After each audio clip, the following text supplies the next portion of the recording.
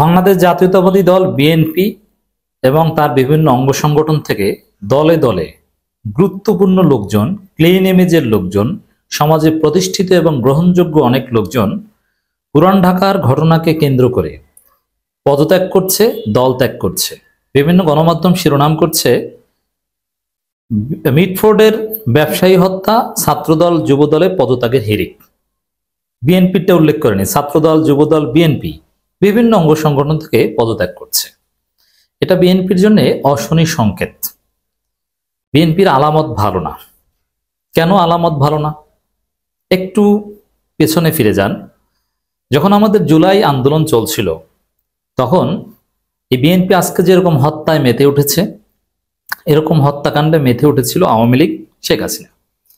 তারপরে ছাত্রলীগের বিভিন্ন পর্যায়ে নেতৃবৃন্দ, ঢাকা বিশ্ববিদ্যালয় সহ বাংলাদেশের বিভিন্ন বিশ্ববিদ্যালয়ে তারা ছাত্রলীগ থেকে পদত্যাগ করেছিল। আওয়ামী লীগের অনেকেও পদত্যাগ করেছিল এবং সেটা ছিল কিন্তু ছাত্রলীগের পতন, হাসিনার পতন, আওয়ামী লীগের পতনের ঠিক পূর্ব মুহূর্তে, পতনের আলামত দলের অনেকেই বুঝতে পেরে পদত্যাগ করেছে। এবং যারা পদত্যাগ করেছে তারা তুলনামূলকভাবে কিছুটা ভদ্র, ভালো, তাদের মধ্যে সামান্য হলেও মানবিকতা বোধ আছে। Same thing is happening on BNP. একদম একই রকমের রিপিটেশন। এর মানে বিএনপি আলামত তাহলে কি? এখন বিএনপি তো আর ক্ষমতা নেই যে তাদের পতন হবে, কিন্তু পলিটিক্যাল পতন হবে। জনগণ তাদেরকে বর্জন করবে। বিএনপির নেতৃবৃন্দকে রাস্তাঘাটে জনগণ দেখলে ধরবে, এই সালাউদ্দিন জবাব দে, আমার ভাই মরলো কেন? বিএনপির অবস্থা খুবই খারাপ, আলামত সেদিকে যাচ্ছে। তারেক রহমান দেশে আসতে পারবে না। তারেক রহমান নিজে বিএনপির হাতেই নিরাপদ নয়। এই যে সুব্রত নামের এক সন্ত্রাসী, সুব্রত বাইন গ্রেপ্তার হয়েছে, তিনি নাকি তারেক রহমানকে খুন করতে চেয়েছিলেন, অথচ তিনি বিএনপির লোকজনের টাকায় চলেন। যুবদলের এক গ্রুপকে হত্যা করতে আরেক গ্রুপের টাকাকে এই কাজ করতেন। তারেক রহমান কেন দেশে আসছেন না বুঝতে পারছেন? দর্শক, এই যে বিএনপি থেকে পদত্যাগের হিড়িক, এটা স্পষ্ট ইঙ্গিত দেয় যে বাংলাদেশে বিএনপি রাজনীতির দিন শেষ। আওয়ামী লীগ পালিয়েছে, বিএনপিকে পালাতে হবে। কারণ আওয়ামী লীগ বিএনপির মধ্যে কোনো পার্থক্য নেই। আওয়ামী লীগের সন্ত্রাস, বিএনপিও সন্ত্রাস। তরুণ প্রজন্ম রক্ত দিয়ে দেশটাকে দ্বিতীয়বার স্বাধীন করেছে, কোন সন্ত্রাসের হাতে দেশ তুলে দিতে নয়, সন্ত্রাসী রাজনীতি সহ্য করতে নয়। এজন্য বিএনপির মূলত দূরদর্শী তারাই। ছাত্রলীগ নিষিদ্ধের দিন গয়েশ্বরচন্দ্র, রুমিন ফারহান এরা বলেছিল একদিন বিএনপি ছাত্রদলও নিষিদ্ধ করা হতে পারে। তখন হ্যাঁ, এই যা ঘটেছে তাদের তো নিষিদ্ধের কথা বলবে মানুষ। অফিসিয়ালি নিষিদ্ধ হোক না হোক, জনগণ বিএনপিকে নিষিদ্ধ করছে। বিভিন্ন বিশ্ববিদ্যালয়ে স্লোগান উঠবে যে বিএনপি ছাত্র দলে কোনো সন্ত্রাসী রাজনীতি এই বিশ্ববিদ্যালয়ে চলতে পারবে না, নিষিদ্ধ করেন। ছাত্র রাজনীতি নিষিদ্ধ হলেই এমনিতেই ছাত্রদল জয় বাংলা। শিবিরে কিচ্ছু হবে না, কারণ শিবিরের রাজনীতির 90% কোরআন তেলাওয়াত, হাদিস অধ্যয়ন। এটা তো আর কেউ নিষিদ্ধ করতে পারবে না। বই পড়া, ক্যারিয়ার গঠন করা, এটা কে নিষিদ্ধ করবে? কেউ নিষিদ্ধ করতে পারবে না। অ্যাপসে রিপোর্ট রাখবে, ওই অ্যাপস নিষিদ্ধ করতে পারবে? আর শিবিরে বইগুলো কি নিষিদ্ধ? রাজনীতি নিষিদ্ধ বলতে ক্যাম্পাসে মিছিল মিটিং করতে পারবে না। এমনকি গোপনে যদি 2-4 জন বসে মিটিং করে, ওটাও মিছিল মিটিং এর মধ্যে পড়বে না। শোডাউন দিতে পারবেন না। আর বিএনপির ছাত্র দলের রাজনীতি হচ্ছে শোডাউনের রাজনীতি। ওইসব সন্ত্রাস না করতে পারলে, চান্দার ভাগ না নিতে পারলে তাদের রাজনীতির কোনো গুরুত্ব নেই। দেশের অবস্থা, বিএনপির অবস্থা যে কতটা খারাপ, আলামত যে কোন দিকে যাচ্ছে, আওয়ামী লীগের মতো পরিণতি যে তাদের হতে যাচ্ছে এবং হবে, একদিন তারা নিষিদ্ধ হবে। জনগণ তাদেরকে পিটিয়ে বঙ্গোপসাগরে ফেলবে। ক্যাম্পাসগুলো থেকে ছাত্র দলকে কুত্তার মতো পিটিয়ে বের করে দিবে। ছাত্রলীগকে যেরকম পিটিয়ে বের করে দিয়েছিল, অদূর ভবিষ্যতে আসবে। লিখে রাখেন, সোলাইমান বলছে, সোলাইমান যা বলে তা হয়। ছাত্র দলকে ক্যাম্পাস থেকে সাধারণ শিক্ষার্থীরা পিটিয়ে ক্যাম্পাস থেকে বের করে দিবে। সেই দিন বেশি দূর নয়। দর্শক,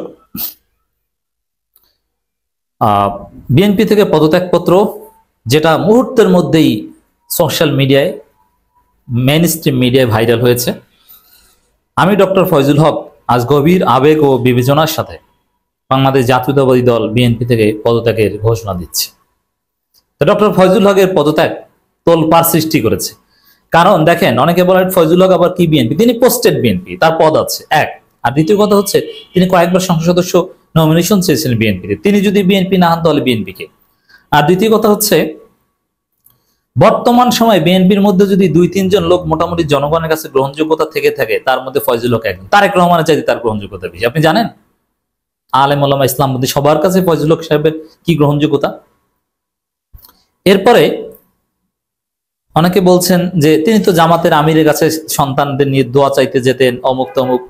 আচ্ছা, ফয়জুল হকের এই ইসলামপন্থী কথাবার্তা এগুলো দেখে যদি মনে হয় যে তিনি বিএনপি নয়, তাহলে আপনি যদি এখন জিয়াউর রহমানকে বর্তমান সময়ে এসে হাজির করেন, দেখবেন তাকেও বিএনপি মনে হবে না, তিনিও এরকম ইসলামপন্থী কথাবার্তা বলতো, এমনকি খালেদা জিয়াও। যারা এখন ফয়জুল হককে বিএনপি বিএনপি মনে করছেন না, তারা জিয়াউর রহমানকে আসলে বিএনপি মনে করতেন না। দর্শক, দীর্ঘ ফেসবুক স্ট্যাটাস দিয়ে ফয়জুল হক পদত্যাগ করেছে, এটার একটা ইম্প্যাক্ট জনমতে পড়েছে ডেফিনেটলি। এছাড়া আমরা গণমাধ্যমে দেখতে পাচ্ছি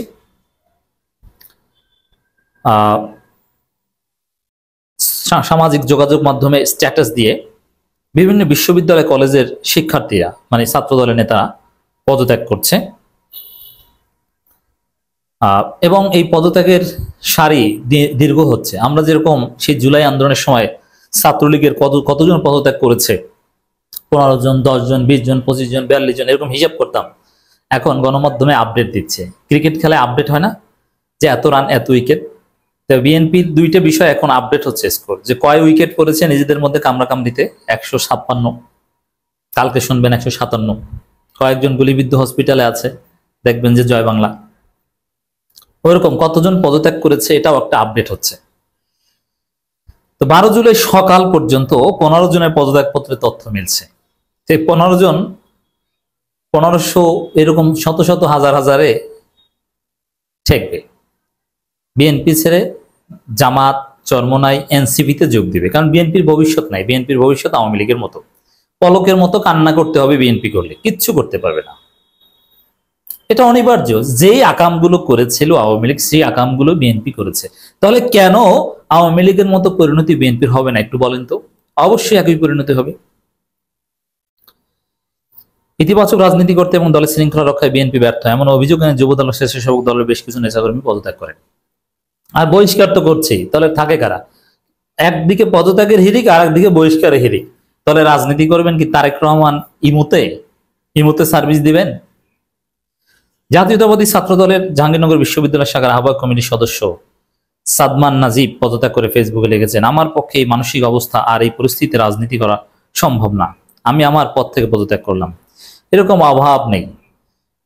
বিস্তারিত জাগনিউজ24.com এর একটা রিপোর্টে উঠে এসেছে কোন বিশ্ববিদ্যালয় থেকে কারা পদত্যাগ করছেন। ঢাকা বিশ্ববিদ্যালয় শাখা ছাত্র দলের সব কার্যক্রম থেকে নিজেকে সরিয়ে নেওয়ার ঘোষণা দিয়েছেন সূর্য সেন হল ছাত্র দলের কর্মী মোহাম্মদ আবু সাইদ, আমার ছোট ভাই। এছাড়া ইউনিয়ন ছাত্র দলের আল্লামা সাঈদীর